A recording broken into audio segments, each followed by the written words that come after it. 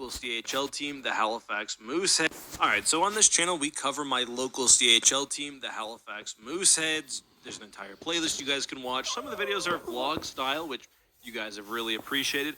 Others are more about the team, and today is sort of a catch-up and a video that I've been avoiding making. The Mooseheads, unfortunately, did not have the season they anticipated. You know, they came so close to the Memorial Cup, just losing in the QMJHL finals last year. And this year, things looked great. I mean, they started off by enshrining Nathan McKinnon's number in the rafters, and they did finish the top of their division in the regular season with 4 wins and 92 points in 6. Wait. Do you not want to make this sale because their rivals won the cup? Games. After losing the Gilles Courteau Trophy at home last year, the pressure was on, however, that'll never happen. Well, it all blew up in their face. The big part of this was Jordan Dumais. He had a poor showing in the World Juniors. He came back, then picked up a hip injury, and at the end of his recovery before playoffs, he also picked up a DUI at 2:20 in the morning, cruising down Brunswick Street. He was arrested and suspended by the Mooseheads for not just the rest of the season, but the first game of the playoffs. The Mooseheads wrote a detailed response as they obviously don't agree with his conduct. And of course, when Dumais was serving his suspension, he retweaked his injury from January and didn't end up coming back at all. Just a terrible end to his career as a Moosehead. And what you have to realize is that this guy was the face of the franchise. He was literally the leading scorer in team history. Just pathetic. Good luck in Columbus. And without their best player, though, Catafort had a great season himself, literally the Q's MVP. The Mooseheads got surprised and were dog-walked in round 1, swept by the Acadie Bathurst T10 for nothing. They didn't even give Brandon and I time to see a game. They were there, then they were gone. And just like that, Jordan Dumais, and really this entire era of the Mooseheads comes to a close. Dumais will likely see AHL time next year if he makes Columbus. And besides for other players aging out, the Mooseheads hopefully he makes Columbus and he's great. Hopefully he continues a great career. Which is something you see all the time in the CHL. Players have only a few years, so your core expires extremely quickly. You sell every asset you have and try to rush a rebuild. That also means teams can go from very good to very bad, as we saw with the Quebec Rampart. So as for dealing key pieces, the Mooseheads, funny enough, made 2 trades to Moncton in the same day. First, they sent Dylan McKinnon to the Wildcats for Moncton's 2026 Or you may be like, second. wait, what?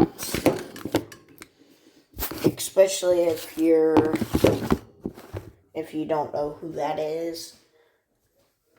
I'll explain who it is in the video, so go watch it if I release that. There's a search bar on YouTube, and it's on every YouTube channel. I bet it's definitely on Mr. Beast's channel if you're asking. And go to there and then look up vegan or vegan teacher, and then you'll find the video.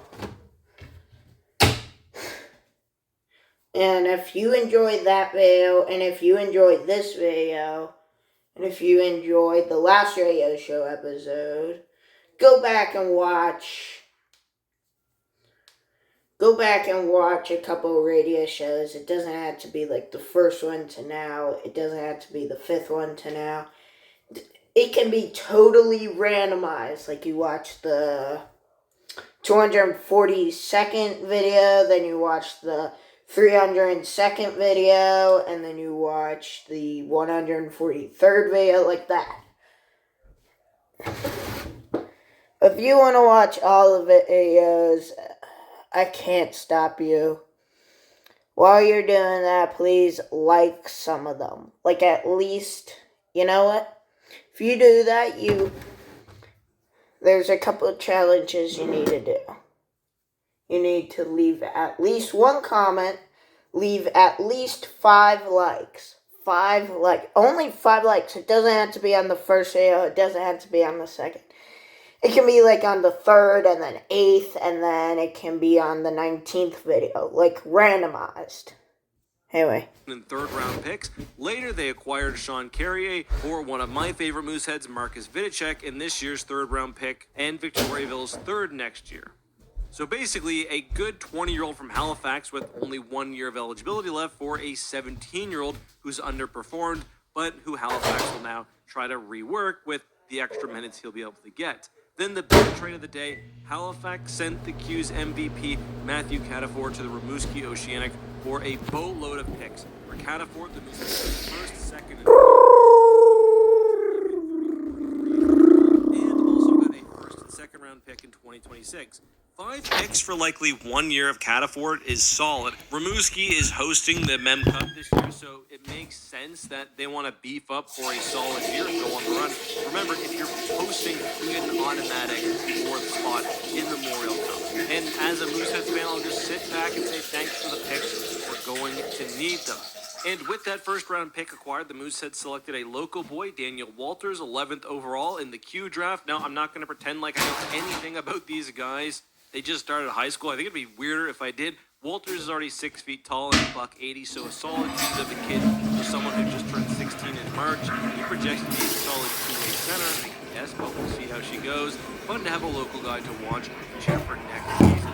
They then grabbed Kalen Blake, who's a newfie from Corner Brook, who was playing hockey at Rhode Island. God bless elite prospects, and shout out one time to Corner Brook as well. He's another 6 foot, 170 pound, 16-year-old winger. Tanner House. That was the theme of the Mooseheads draft. They drafted 9 forwards looking to reinvent their team and system, and they've got open spots for these guys to battle for. They also brought in Carlos Handel from Germany in the import draft. He's a right-handed defenseman who's 17-year-old right now playing U20 internationally. He's a college prospect, and the kid's just drafted as he's NHL draft eligible this year. But that just means he's going to hopefully come in with a bang and make a difference on the blue line right away. Sort of to end this video off, I do just want to mention Mathis Rousseau. He was the stud goaltender for the Halifax Mooseheads as they were competing. But I mean, the Mooseheads, they're in limbo for a couple of years as they build a new identity, so we'll see how that goes in 2026. I know 2 years, that's forever for junior hockey. They'll have more picks to make a move or rinse and repeat at the draft this year if the crop doesn't work out, and there are still a few valuable players here. Mathis Rousseau has got to be the big one. He's been the stud goaltender for the Mooseheads, one of the best, if not the best, in the CHL. It'll be his 20-year season. He also just recently tried out with the Nashville Predators after going undrafted. I actually expected them to check out the description if there's something it's there. Tougher moving a 20-year-old player, especially a goalie. Watch it. Trade deadline. We'll see how that goes. Either way, If certainly it's a couple watchable, tighter years and for if Mooseheads, it's but not, listen, you crush a few see beers what before it the game. is. You crush maybe 1 or 2 there. And I'm you have telling a you good right now, time. It's it's guaranteed. not So scary. Brandon and I will get out there, get some more content for you. Just maybe don't expect the same team performance. That's all I've got for you guys. Until next time, be safe, have a good one. May the force be with you.